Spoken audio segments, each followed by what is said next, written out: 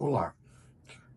Todo cirurgião, todo especialista, ele sempre tem assim os temas de predileção que ele se dedica mais a fazer e que ele acumula mais experiência ao longo da sua vida. Isso conosco não é diferente.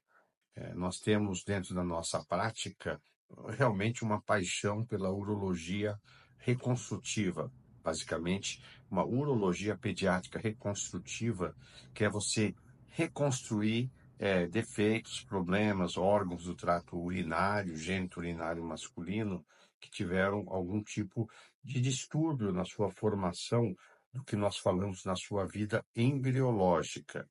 Então, toda vez que nós somos chamados a fazer alguma participação em congresso, obviamente faz sentido, para nós, no momento da nossa carreira, falar sobre assuntos nos quais a gente realmente tem dados de publicações, dados, baseados em experiência pessoal, que façam a diferença.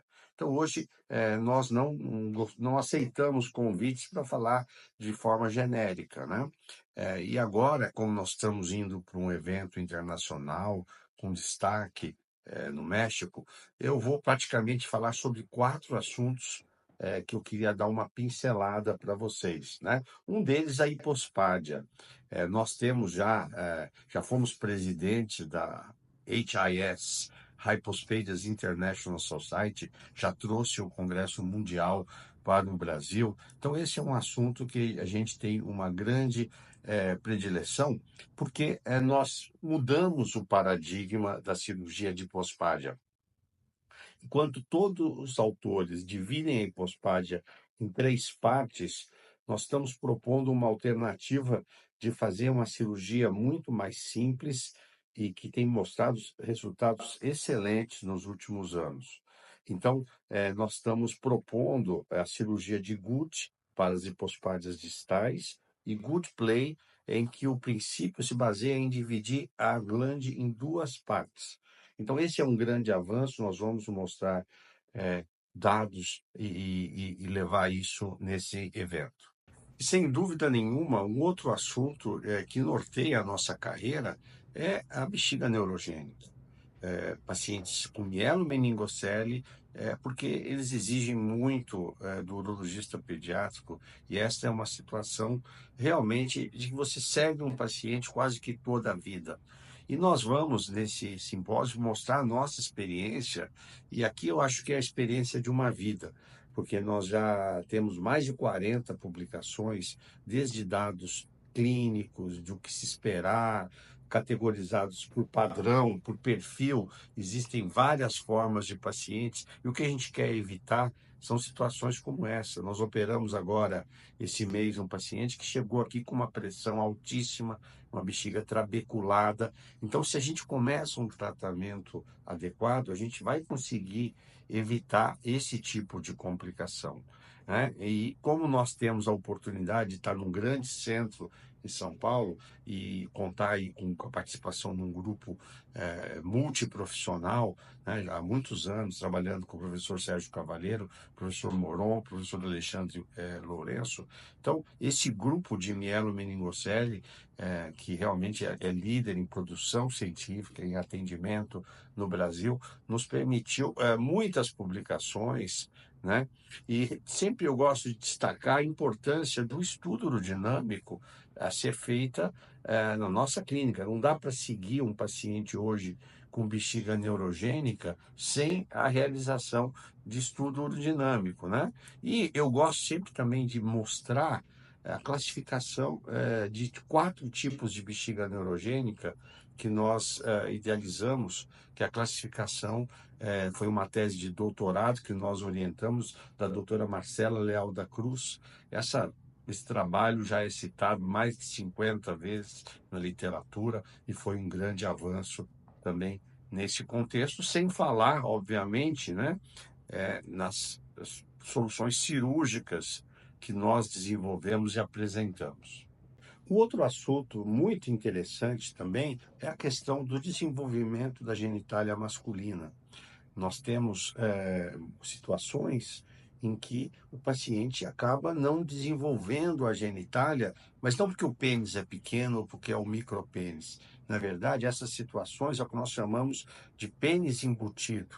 E esse tipo de situação muitas vezes causa eh, queda de autoestima. Nós operamos ontem um paciente como esse, essa história se repete. Pacientes que chegam ao nosso consultório, os pais aguardando que a criança cresça e que o pênis desenvolva, e isso não ocorre. Então, nesses cenários, né, a gente acaba fazendo, e existe uma situação que é a transposição pênis-escrotal, que decorre do desenvolvimento embriológico, né? E a gente acaba tendo que fazer cirurgias que visam o aumento do genital, e esse procedimento muitas vezes se associa também nas hipospadias complexas, que a gente tem que reconstituir o escroto. Eu até brinco que essa é uma cirurgia que é muito plástica, então, que dá um resultado visual muito bom e que nós também estamos agora, inclusive, propondo um avanço nessa área, junto com uma tese que nós vamos desenvolvendo na Unifesp de mestrado, da doutora Renata Correia, que foi uma fellow nosso, já é nossa aluna de pós-graduação, e que nós vamos mostrar também isso lá em detalhes, que eu acho que vai constituir um avanço nessa área.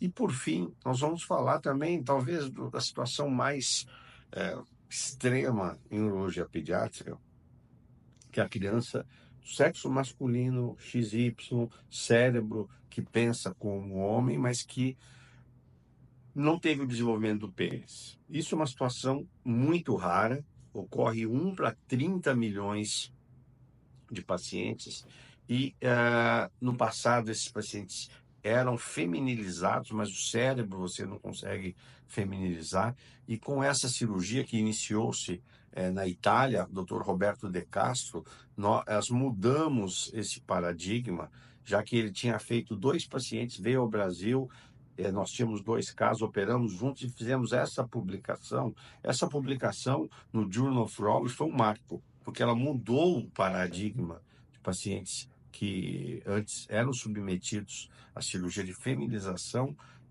passaram então a fazer cirurgia de reconstrução de um falo, de um pênis, que é a anelfaloplastia, pela técnica de De Castro, que é esse nosso colega italiano que desenvolveu essa cirurgia, e que nós vamos desenvolvendo esse procedimento para aprimorar. E vejam, 1 para 30 milhões, e já tivemos a oportunidade pessoal de tratar 6 casos.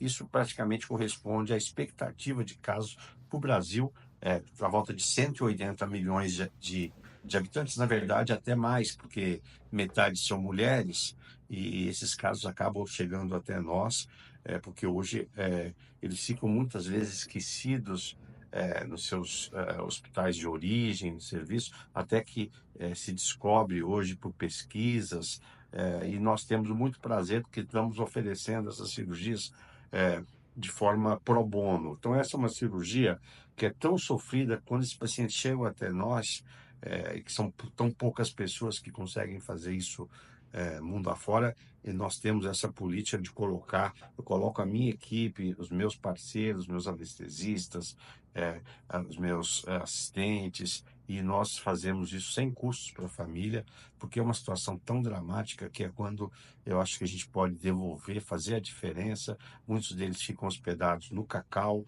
que é a OCIP que nós criamos, e queremos caminhar cada vez mais para o bem-estar. Ou seja, são assuntos raros que nós vamos levar para o debate científico, e sempre com muitas publicações. Hoje eu não aceito convites para falar sobre temas em que eu não faça diferença com resultados pessoais. Muito obrigado.